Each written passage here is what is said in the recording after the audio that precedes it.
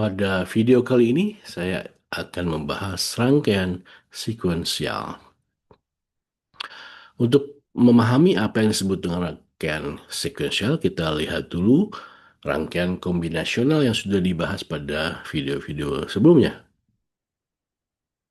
Pada rangkaian kombinasional, kapanpun ya, output U hanya merupakan fungsi dari input I. Dan masing-masing kombinasi input akan selalu memiliki output yang sama pada saat kapanpun.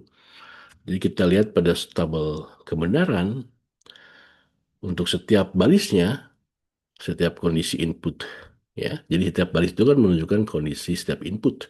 Itu akan memiliki output yang sama, ya, kapanpun. Nah, berbeda dengan rangkaian berbeda dengan rangkaian sekuensial. Masing-masing kombinasi input akan memiliki output yang berbeda apabila diterapkan pada waktu yang berbeda. Ini yang membedakan rangkaian sekuensial dengan rangkaian kombinasional. Rangkaian sekuensial dapat diperoleh dari rangkaian kombinasional dengan menghubungkan satu atau lebih output ke bagian input. Nah, ini yang disebut dengan feedback. Jadi, uh, output dengan konfigurasi adanya feedback ini, output tidak hanya dipengaruhi oleh input sekarang, tetapi akan dipengaruhi juga oleh input sebelumnya atau oleh sejarah input. Nah, kita lihat contoh rangkaian sekuensial yang sederhana menggunakan satu gerbang OR. Ini gerbang OR-nya memiliki dua input, ya, dan satu output. Inputnya A dan B, outputnya U. Diasumsikan bahwa A dan U, ya, dan karenanya B juga gitu ya, ya. Jadi A dan U, ya, diasumsikan awalnya bernilai 0, maka B juga akan bernilai 0 karena U dan B-nya dihubungkan satu sama lain. Jika pada suatu waktu kita paksa A menjadi 1, maka output akan menjadi 1. Ya, karena 1 diorkan dengan 0 tadi akan membuat nilai U jadi 1.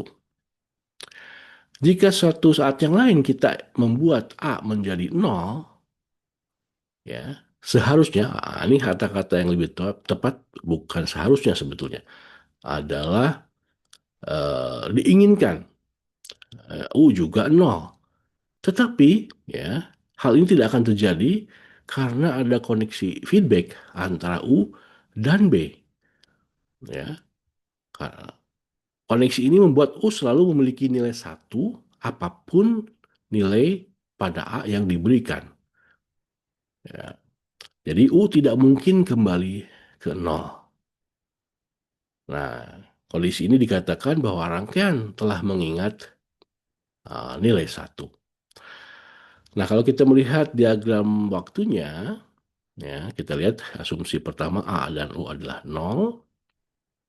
Nah, ketika A berubah jadi 1, itu U tidak serta-merta berubah jadi 1. Karena sinyal perlu berpropagasi dari input ke output. Sehingga akan ada delay di sini yang disebut delay propagasi pada gerbang OR. Jadi sekali lagi, ketika A bernilai 1, U akan bernilai 1 pada sekian waktu kemudian. Lalu kita lihat ya, perubahan apapun pada input A itu tidak akan merubah kondisi pada U.